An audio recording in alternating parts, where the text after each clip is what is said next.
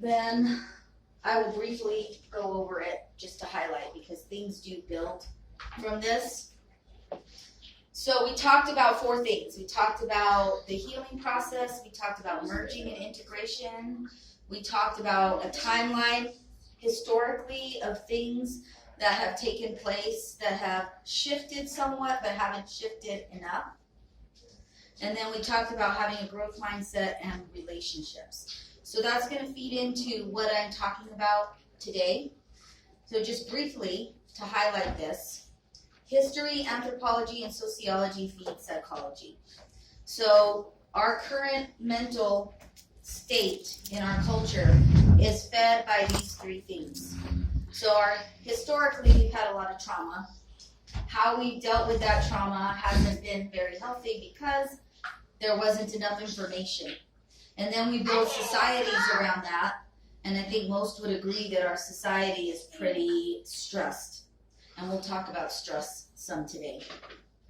So there's a lot of socially conditioned messages.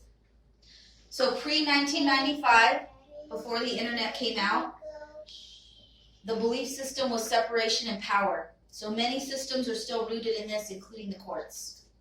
They know what's best for you. You don't have a voice. In parenting, we discussed that kids don't have a voice. That is starting to shift. It's taken about 30 years for that information to get out. Also for people to believe it, because it can sound very outlandish to people if they are not aware of how toxic and problematic those things have been. So the new ideas are centered around teamwork and unity, where everybody has a voice. So we've talked a lot about equalizing voice, power, and value. So those are the times we're hopefully moving into. However, that information's in conflict, right?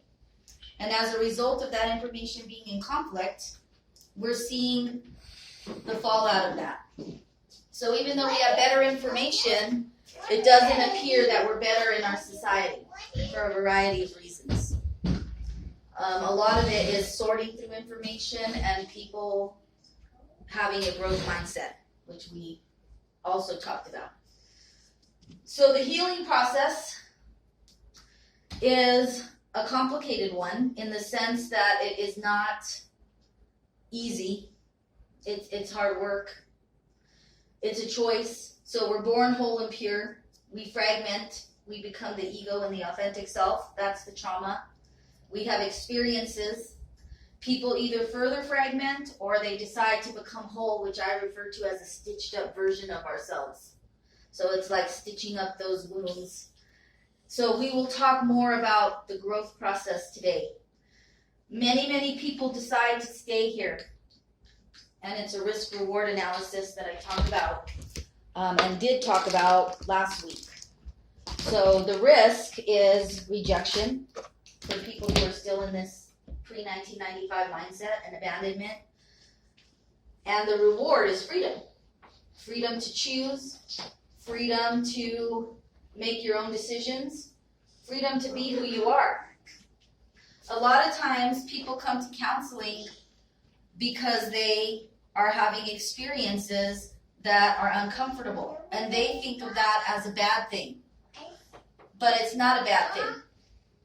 Those uncomfortable experiences are actually messages, and those messages are basically saying you're not being your authentic self. And so it's a gift in uncomfortable wrapping paper, so to speak. Right? And we're all going to have those uncomfortable experiences because we all fragment. So when people say they don't have trauma, they're disillusioned because everybody has some level of trauma. Now, does it all look the same? No. Is it at the same magnitude? Not necessarily. It can exist on a spectrum, but it does exist. Because most people are living in their ego. They are. Whether they realize it or not. So there's the unconscious mind and there's the conscious mind. Most people are operating from their unconscious mind. So they don't understand the authentic self and what that is. Or that they even got fragmented. Once something comes into your conscious awareness, it's always there. So when you attend a class like this, let's say, and you get new information, that's now in your conscious awareness. And so you now have a new understanding of things. So today we're going to talk about the growth process. And it does fall under that reward, risk, analysis. In the sense that some people get frustrated by it. So when they decide to make the choice to make changes in their life, they get frustrated, and I'll show you a visual as to why they become frustrated. For starters, you have to identify your inner child wound, and there are 4 of these. So there's the abandonment wound, there's the guilt wound, the trust wound, and the neglect wound. Hopefully I have enough of these.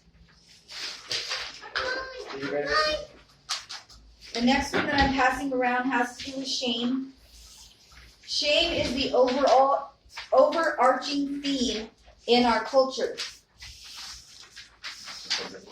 Most people fear shame because they were raised in a household under the umbrella of a culture of shame. Okay, that's part of the historical, anthropological, and sociological framework that created shame. So, starting with the inner child wounds, I'll briefly go over that. So I discuss that with my clients as the poison apple or the rotten apple. So the saying, one bad apple spoils the whole bunch, there's truth to that. So I have a blog. The title of that blog is The Analogy of the Fridge and Sand Bucket. So that blog talks about the healing process. You can find that blog here, humanconnectionmentalwellness.com. In that blog, I discuss your core wound. So we're a culture of toxic positivity, affirmations, quick fixes. None of those work, and this is why. So if you picture a refrigerator and have an apple in the refrigerator and you leave it in there and you never take it out, it is going to contaminate everything else in that refrigerator. So no matter what you put into that refrigerator, it will become contaminated because the apple will contaminate it. That is what happens with our inner child wounds. So we have a wound, and everything that we bring into our lives, if we don't integrate it and merge it based on what we talked about last week, it will contaminate everything in your life. It will contaminate your relationships. It will contaminate, a lot of times, your work environment. It will contaminate your mood. It will contaminate your reactions to things. And so you have to be aware of it. There have been people who have looked at it and said, I have all 4 of those. You might. You don't always just have one apple. Sometimes there are 4, which means that there's more merging to do. There's more integrating to do. And that is a process.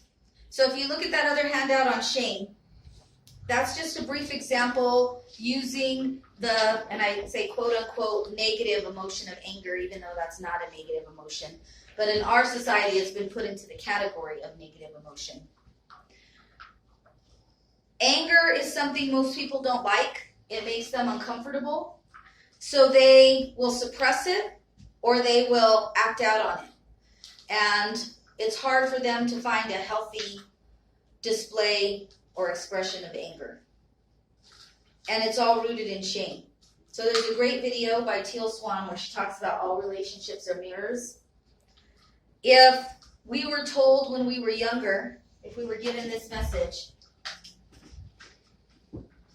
you can't be angry, and then that child suppresses it, and then starts telling other people, you can't be angry,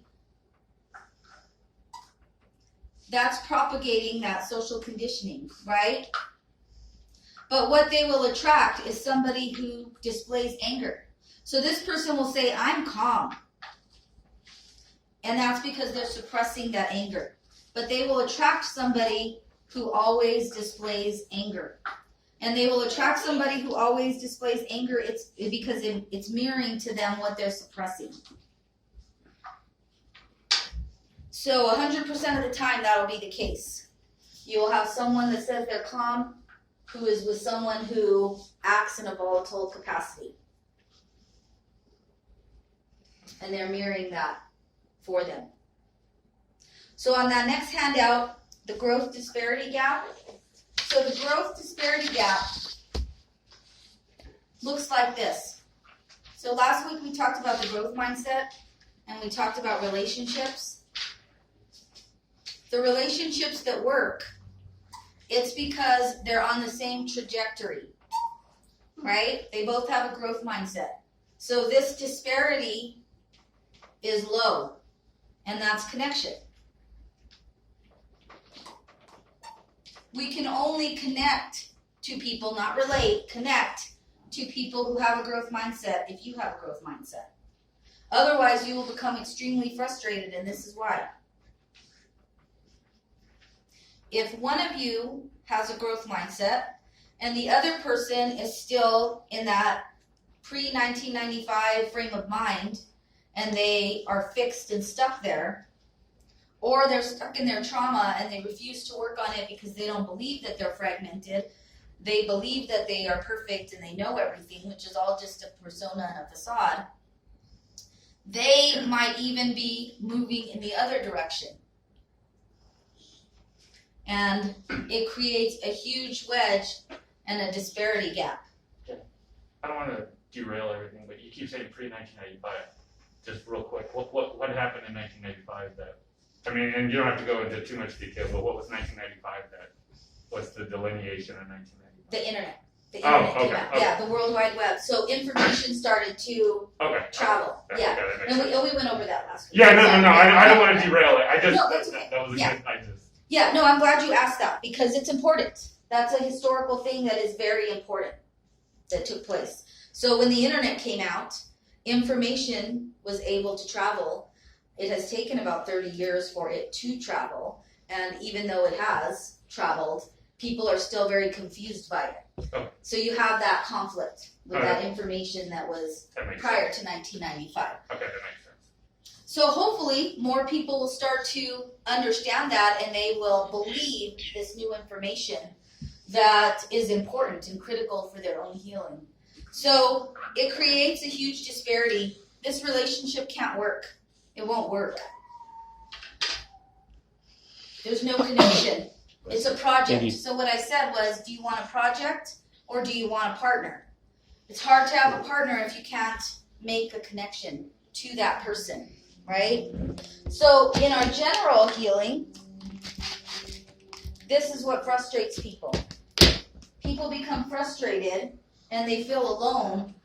And this is assuming that we all start at the same place. And it depends on what someone's belief system is. But we're going to, for all intents and purposes, we're going to assume for this that people are starting at the same place. So at birth, people have different philosophies and it can get kind of deep. But, let's say someone has a philosophy in terms of soul growth, then they would believe, which I tend to believe, that people are on different soul levels. And it's not good, bad, right, or wrong. But someone may be an old soul and they come into this physical existence with some kind of knowing. But we won't get into that. So here we have the masses, right? You have a bunch of people. And they're all taught basically the same thing. They're all taught shame.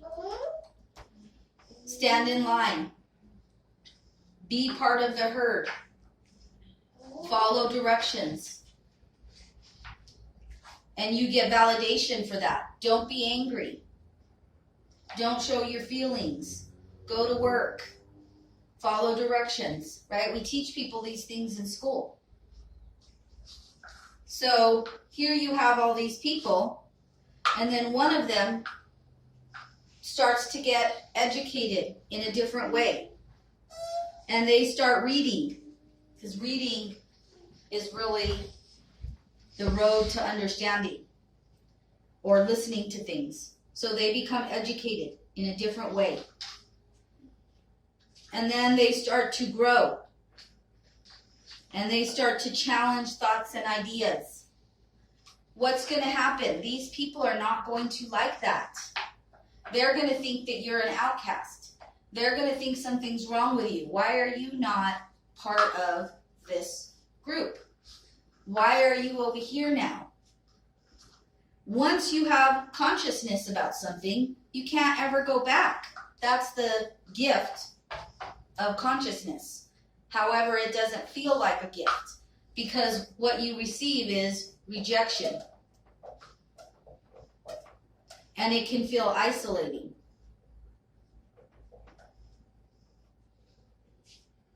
And then you continue to grow, and there creates even more of a disparity gap. So here you are. Here are the others who may not read, who may not have the education, who may not have a teacher who understands, who may have a teacher who is still rooted in that very handout that I gave you of shame that says you can't be angry, don't express your feelings in this classroom, don't express your feelings in this school, don't express your feelings in this household. And then you have maybe somebody here. They've read and understood a few things. And you might have somebody here. And you might have somebody here. And you may have somebody who has even outgrown you. But most of the people are still here. And that's why healing feels lonely. So this person and this person and even this person are closer to freedom. And they're closer to freedom because they now have knowledge. And so when these people try to tell them something, they say, no, I'm not interested in that. That's not the direction that I'm going. So I wrote a blog, again, which can be found on that website, Down Dark Alleys. If you continue to associate with these people who are fragmented, they will lead one another. They will refer to themselves as leaders, and they are leaders, right? In the sense that if somebody chooses to listen to them, these people will lead them down dark alleys into further fragmentation. Now, these people will lead people to empowerment and freedom because they are empowered and free. Only people who are empowered and free can lead other people to empowerment and freedom. So this is called discernment. It's not judgment. Those are different. Discernment is knowing where people are at so that you can attract, because like attracts like. So these people can attract as friends or relationships. These people, it will be problematic. There will be conflict. And people don't like conflict. But conflict is part of the growth process. And that's why we're seeing such polarization. The polarization exists because in 1995, again, the internet came out. These people believe this. These people believe that. That's polarization. These people believe this. These people believe that. These people are evolving. These people are remaining stagnant or even de-evolving. So, because that is possible. You're either spiraling up or down or staying stagnant. But it's really hard to stay stagnant because change is the only constant in life. So they probably aren't staying stagnant. They might be anchoring and rooting into even more of these old belief systems of shame and things like that. So if you are experiencing some of these things in your life, then this is the reason why. So like attracts like, you have to find people on this growth trajectory that are of this new belief system. So as I said last week, by virtue of hearing this, you won't really be here because it's now in your conscious awareness. So if you try to stay there, it will feel agitating to you because you now have an awareness of it. And so you are now embarking on that path to freedom and empowerment. So here we have a world of information now, and it's just up to people to decide if they want to anchor into old, outdated information or if they're willing to hear new information. Now, the interesting thing, if you look at things historically, because remember, history feeds into psychology, if you go far back enough into history, those belief systems are actually what we're returning to. So at one point in time, the belief systems were of freedom. Then it changed. And it became shame-based. It became shame-based, power, greed. And then we maintained that for hundreds and thousands of years, war. And now we're actually trying to come full circle back to freedom and peace and autonomy. So this is very far back. Then we took that on, and now we're trying to come full circle. So some people have done enough research. If you read some work by Bruce Lipton, he talks about that exact thing and how we're trying to return to that, how we lost that. That was taken from us, and now we're trying to return to it. So it's more of a state of harmony. So one of the first books that I read, probably 20 years ago, her name is Carolyn Meese, and she wrote a book called Why People Don't Heal and How They Can. And so when I read that 20 years ago, there used to be a bookstore here. The bookstore was Borders. It was at Winrock. And she's fascinating. She does a lot of, it's not metaphysical, but it's more mystical. It's interesting. So she talked about forgiveness, and forgiveness is a hard thing. And I don't think most people understand it. I don't even know that I have a full grasp of it, or that anybody really does. But sharing what we do know about it can be helpful. She talked about illness, which back then was probably very foreign. I would imagine she was the only one up here with maybe one other person, and that people thought that her ideas and concepts were way out there. Now it's a little more understood and accepted. So she talked about certain emotions being stored in your body and leading to cancer, which Dr. Gabor Mate also talks about and other doctors talk about. And there is truth to that. I have books in my office about healing. One book is Feelings Buried Alive Never Die. They just stay stored in your body. So she was talking about people who are very rooted in not forgiving had the tendency to get more cancer.